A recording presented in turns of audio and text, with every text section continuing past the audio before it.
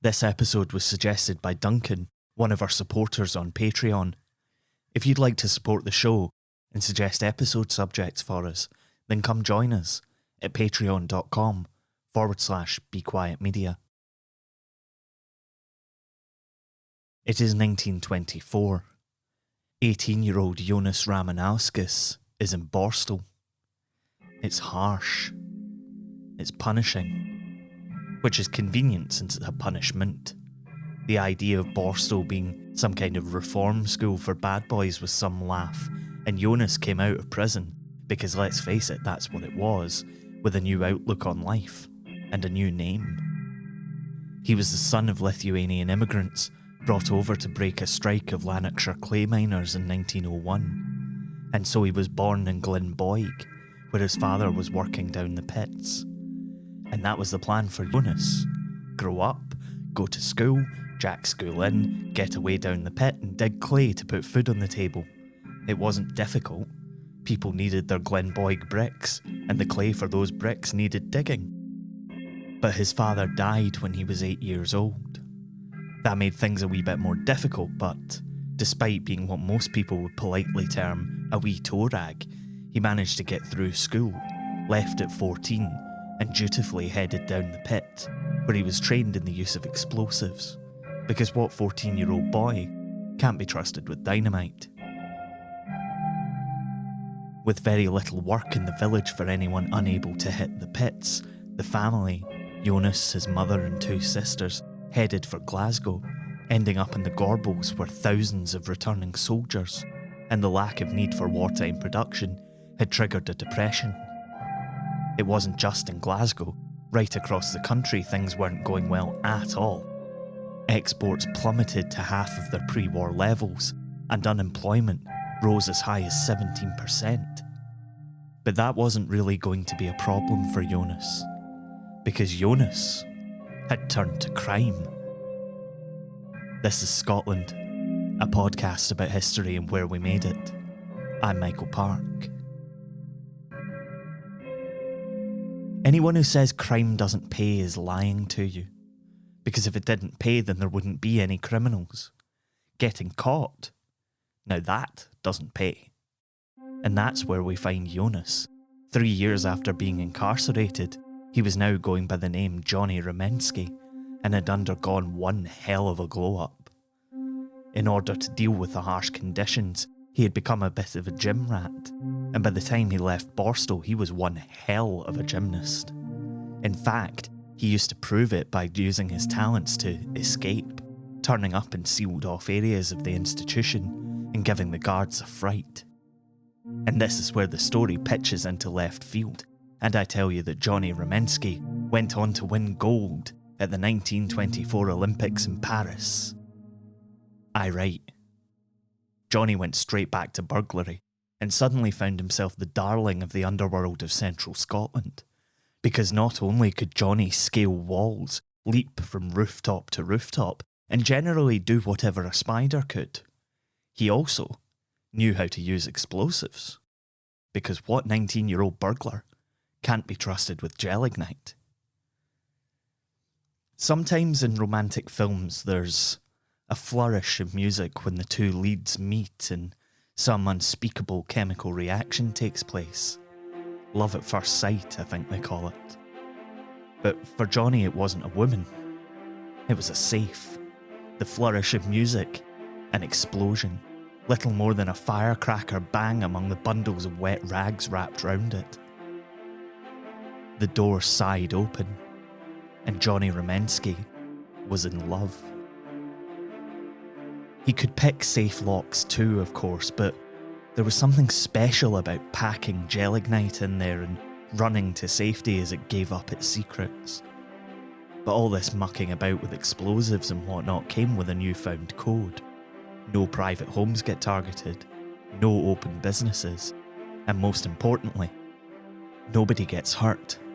He even posted pension and savings books back to their owners. They started calling him Gentleman Johnny after that. But as gentle as Johnny might have been, he was very good at getting himself caught. He thought it was all part of the game. If you get caught, you get caught. You take it with good grace and get on with the prison sentence. So between his release from Borstal and getting married to his beloved Daisy in 1931, he was back inside another 2 times. Just before his release from Berlini, 3 months before his wedding, he climbed a 60-foot drain pipe and sat on the roof in protest at being moved from his favoured prison in Edinburgh. They were nicer to him there. He tried to go straight when they let him out, but it didn't take. He ended up back inside, sentenced to hard labour in Peterhead Prison. Nobody had ever escaped from Peterhead Prison. So in November 1934, in the middle of a blizzard, Johnny Rumensky became the first person to escape from Peterhead Prison. He got 22 miles before they found him. He was in and out 1 or 2 more times. You start to lose count a bit before he got another 5-year stretch in 1938. He took it with his usual good grace and wrote to the prison governor to inform him of an unexploded charge hidden in one of the uncracked safes. Nobody gets hurt. And in 1941, still inside and with the threat of Nazi invasion hanging in the air, he decided that the war effort needed him. So he began to write letters to anyone with a title and a postal address. Nobody read much beyond the first line, but someone did. Major General Robert Laycock was very interested in Jonas Ramanauskas, or Johnny Rumensky, or John Ramsey, which was his name when he was released from Peterhead Prison at the end of 1942. If you're enjoying the show, you can support us on Patreon. We do loads of fun stuff for as little as £3 or $3, and we're going to be adding an exclusive little mini show for our patrons over the next couple of months as well. Come and get involved at patreon.com/BeQuietMedia.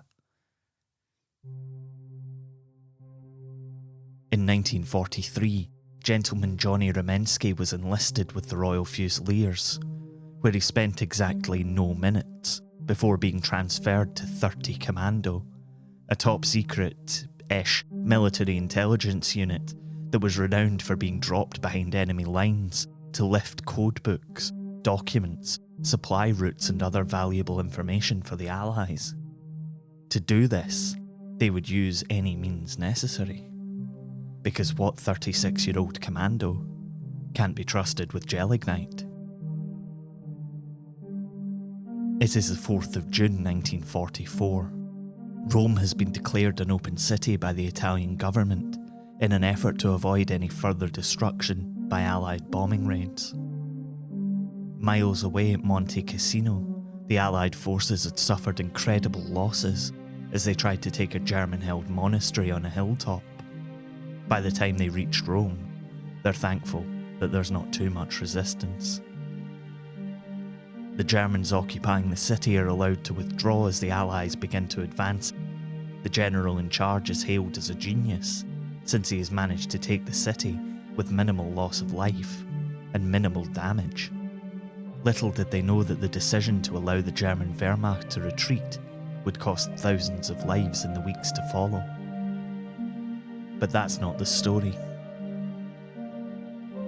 Because as the Allies roll up the road with the Italians, who had switched sides following the overthrown public hanging of Mussolini, there's a burglar in the German embassy. The place isn't empty yet, and as the remaining staff try desperately to burn or pack anything that they don't want to fall into Allied hands, the burglar stalks the upper floors. On the outskirts of the city, artillery is falling all around, avoiding Europe's cultural capital as carefully as they can. They'd incurred the wrath of the Vatican and didn't fancy doing it again. The booming helps the burglar.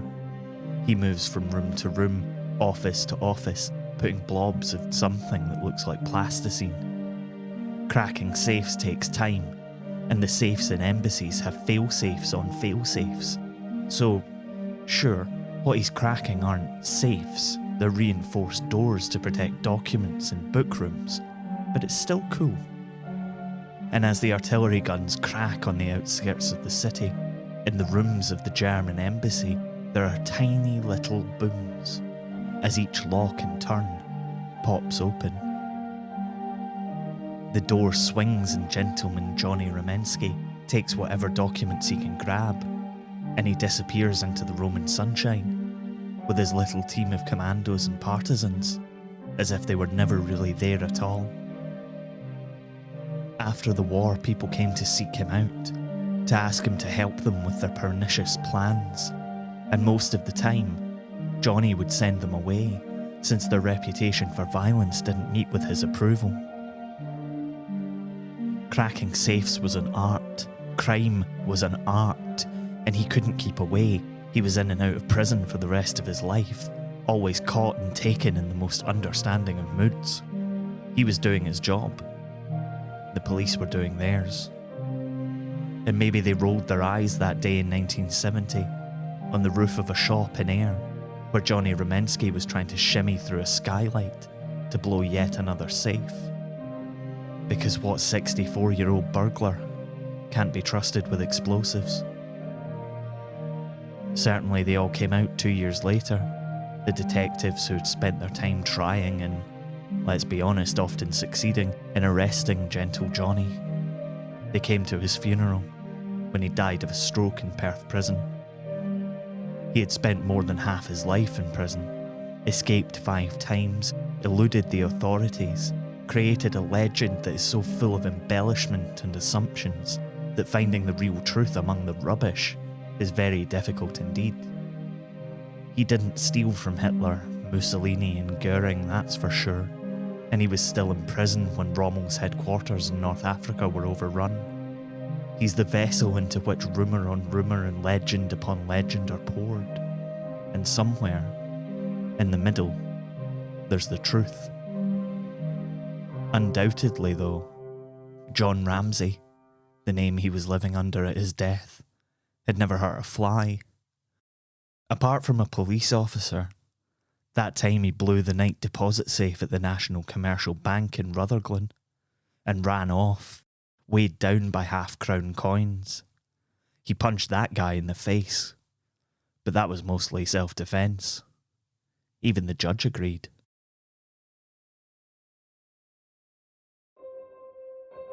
You've been listening to Scotland.